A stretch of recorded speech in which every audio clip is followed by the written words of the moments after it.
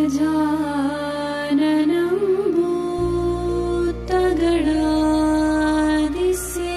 भूतगणादिसेवितं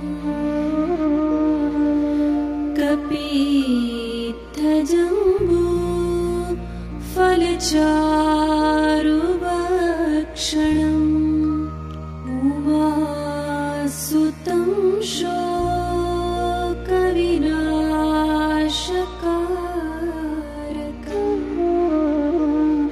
नमामि विघ्नेश्वर पादपङ्कजम्।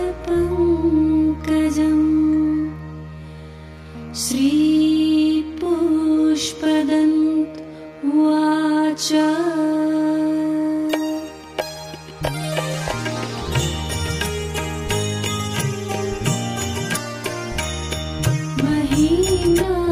महीम्नपारन्ते परमविदुषो यादृशदशी स्तुतिब्रह्मादीनामपि तदवसन्ना स्वै गिर अथावाच्य सर्वा स्वमतिपरिणामावधिगुणन् ममापेश स्तोत्रे हरनिरपवादपरिकर अतीतपन्थानं तव च महिमावान्मनसयो रताव्यावृत्यायं चकितमभिदत्ते श्रुतिरपि सकस्य स्तोताव्य कतिविधगुणकस्य विषय पदे पर्वाचीने पतति न मनकास्य न वच मधुस्फीतावाच परममृतं निर्मितवत स्तव ब्रह्मान् किं वा गपिसुरगुरोर्विस्मयपदम् मम त्वेतां वाणी गुणकथनपुण्येन भवत पुराणीत्यर्थेऽस्मिन् पुरमथनबुद्धिर्व्यवसिता तवैश्वर्यं ज्ञाता जगदुदय रक्षा प्रलयकृत् त्रयीवस्तु व्यस्तं तिषु सुगुणभिन्नासु तनुषु अभव्यानामस्मिन् वरदरमणीयामरमणि विहन्तु व्याक्रोशिं विदधत इहैके जडधिय किमिह किङ्काय स खलु किमुपायास्त्रिभुवनम् किमाधारो धाता सृजति किमुपादान इति च अत कैश्वर्ये त्वा ज्ञानावसरदुस्तो हतधिय कृतकोऽयं कांश्चिन् मुखरयति मोहाय जगत् अजन्मानो लोका किमवयववन्तोऽपि जगता मधिष्ठातारं किं भवविधिरनादात्य भवति अनीशो वा कुर्यात् भुवनजननीका परिकरो यतो मन्दास्त्वां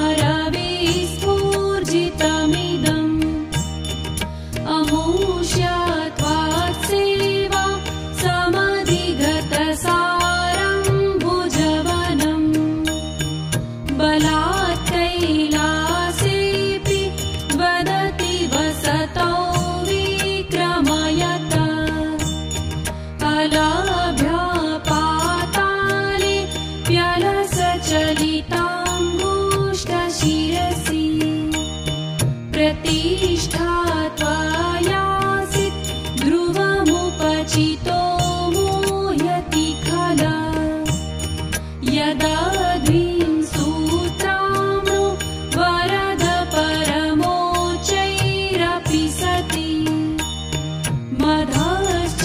मधश्चक्रेवाण परिजनविधेया श्रीभुवन नताचित्रं तस्मिन् वरिवसितरित्वा चरणयो न कस्यापुन्नते भवति शिरसा स्वायवनति अकाण्डं ब्रह्माण्ड क्षयचकितदेवासुरकृपा विधेयस्यासीद्य श्रीनयनविषं सम्भूतवत सकल्माशाकण्ठे तव न कुरुते न श्रियमहो विकारोऽपि श्लाघ्यो भुवनभयभङ्गव्यसनिन असिद्धार्थानैव क्वचिदपि सदेवासुरनरे निवर्तन्ते नित्यं जगति जैनो यास्य विशिखा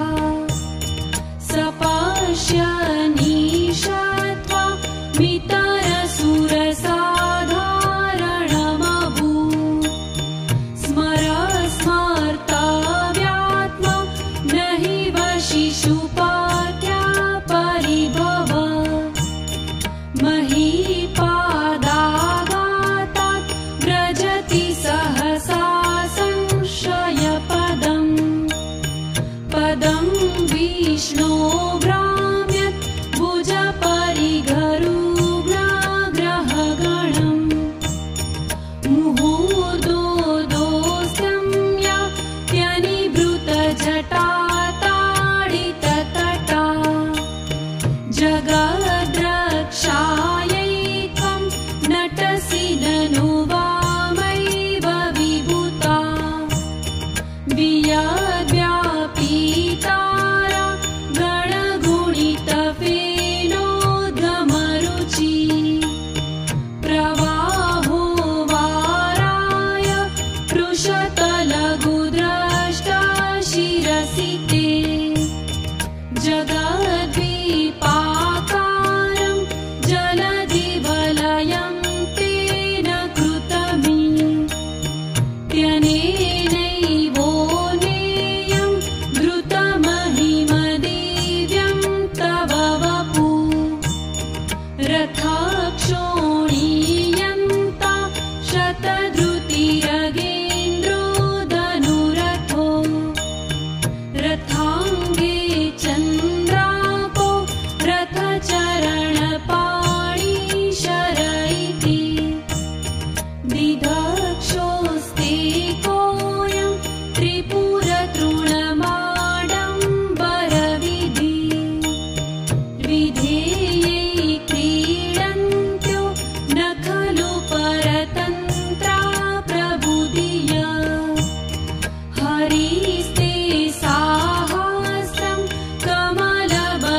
कमलबलिमाधाय पदयो यदेको नेतस्मिन् निजमुदहरन् नेत्रकमलम् गतो भक्त्युद्रेक परिणतिमसौ चक्रवपुषा त्रयाणां रक्षायै त्रिपुरहर जागार्ति जगताम् क्रतो सुप्ते जाग्र त्वमसि फलयोगे क्रतुमताम् त्वकर्मा प्राध्यस्तं फलति पुरुषाराधनमृते अतस्त्वं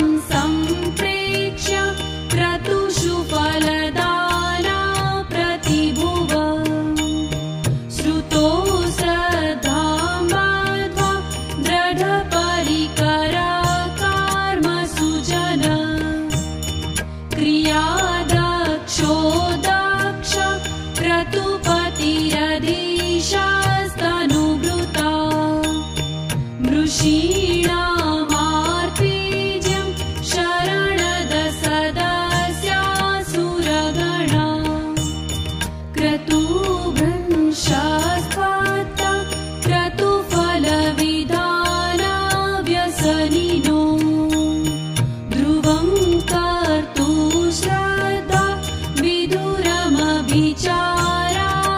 हि मखा प्रजानाथं नाथ प्रसवमभिकं स्वां दुहितरम् गतं रोहिभूतं त्रिरमैषु मृष्यस्य वपुषा धनुष्पाणिर्यातं दिवमपि सपत्राकृतममु त्रसन्तं तेद्यापि त्यजति न मृगव्याधरभस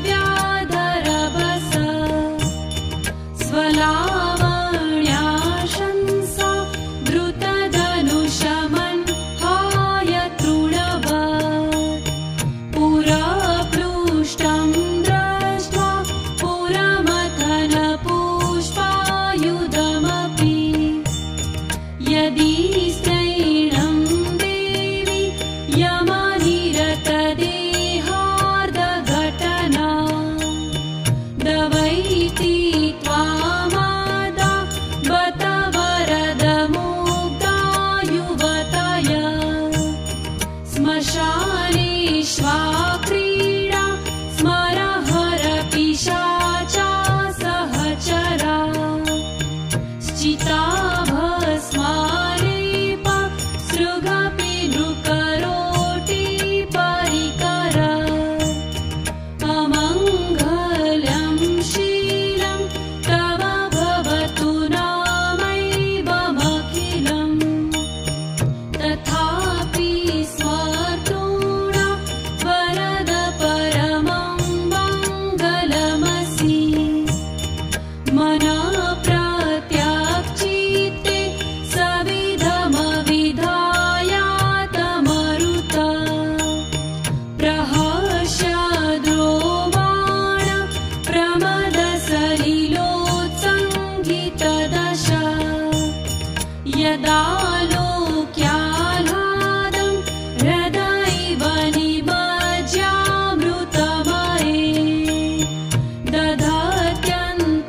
दधत्यन्तस्तत्त्वं किमपि यमिनास्तत्किल भवान् त्वमर्कस्त्वं सोम स्वमसि पवनस्त्वं भूतवः त्वमापस्त्वं व्योम त्वमुधरणिरात्मा त्वमिति च परिच्छिन्नामेवं त्वयि परिणता बिभ्रतु गिरम् न विद्मस्तात्तत्त्वं वयमिह तु या त्वं न भवसि त्रयीति स्त्रोवृत्ति स्त्रिभुवनमथोत्रीनपि सुरा नकारादेवानि स्त्रिभिरभिदधतीर्न विकृति तुरीयं ते धाम ध्वनिभिरवरुन्धानमणुभिः समस्तं व्यस्तं त्वं शरणदगृह्णात्योमिति पदम् भवशर्वो रुद्र पशुपतिरथोग्रासः महा तथा भीमेशान द्वितीयदभिधानाष्टकमिदम् अमुष्मिन् प्रत्येकं प्रविचरति देवाश्रुतिरपि प्रियायास्मै धाम्नि प्रणिहितनमस्योऽस्मि भवते नमो निदिष्ठाय प्रियदवदविष्ठाय च नमो नमः क्षोदिष्ठाय स्मर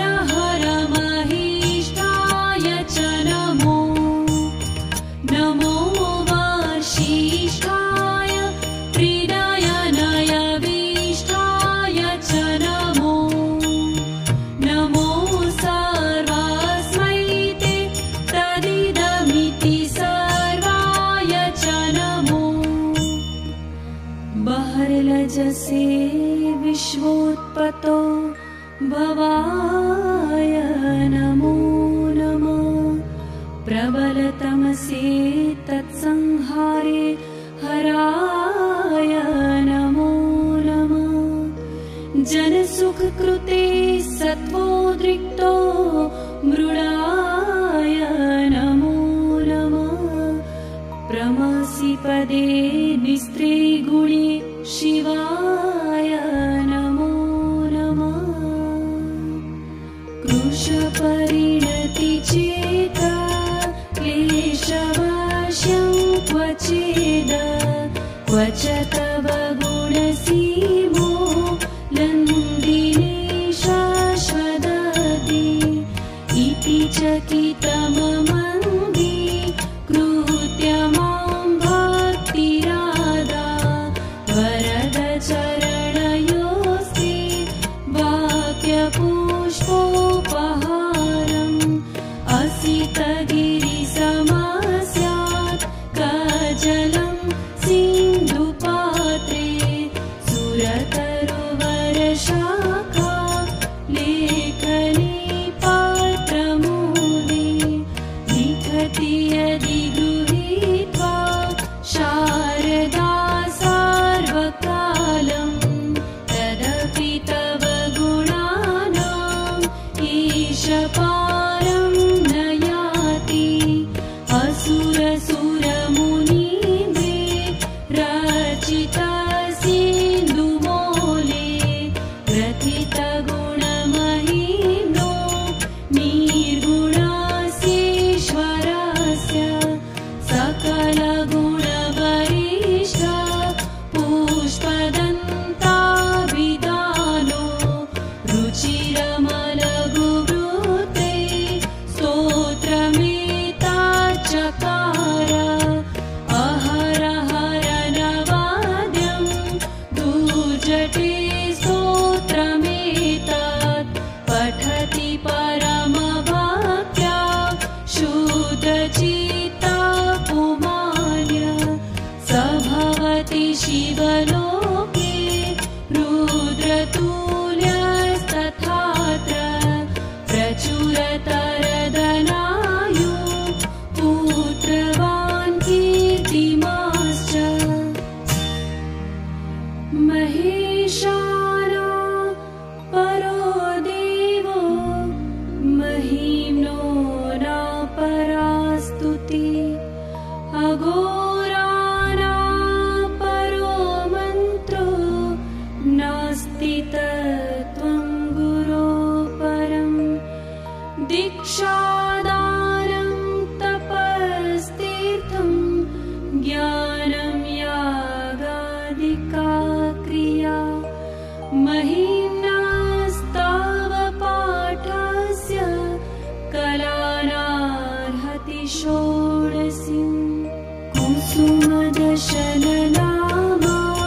सर्वगन्धर्वराज शिशुशशिधरमौले देवदेवस्य दास। स खलु निजमहिम्नो भ्रष्ट एवास्य रोषात्। सवनमिदमकाशीत् दिव्यदिव्यं महिम्ना सुरवरमुनिपूज्यं स्वर्गमोक्षैकहेतु। पठति यदि मनुष्य प्राञ्जलिर्नान्यचेता व्रजति शिवसमीपं किन्नरैस्तूयमान। स्तवनमिदममोघं पुष्पदन्तप्रणीतम्। श्रीपुष्पदन्तमुखपङ्कजनिर्गतेन स्तोत्रेण किल्बिषहरेण हरप्रियेण कण्ठस्थितेन पठितेन समाहितेन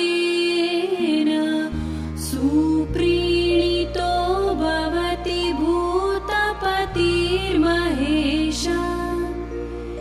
इति श्रीमच्छङ्करपादयो पूजा श्रीमच्छङ्करपादयो अर्पिता तेन देवेश प्रीयतां मे सदा शिव आसमाप्तम् इदं स्तोत्रं पुण्यं गन्धर्वभाषितम् अनुपम्यं मनोहारि शिवमीश्वरवर्णनम् शिवतत्त्वं न जानामि कीदृशोऽसि महेश्वर यादृशोऽसि महादेव तादृशाय नमो नमः एककालं द्विकालं वा त्रिकालं यः पठे नर सर्वपापविनिर्मुक्ता शिवलोके महीयते यदक्षरं पदभ्रष्टं मात्राहीनं च यद्भवेत् तत्सर्वं क्षम्यतां देव प्रसीद।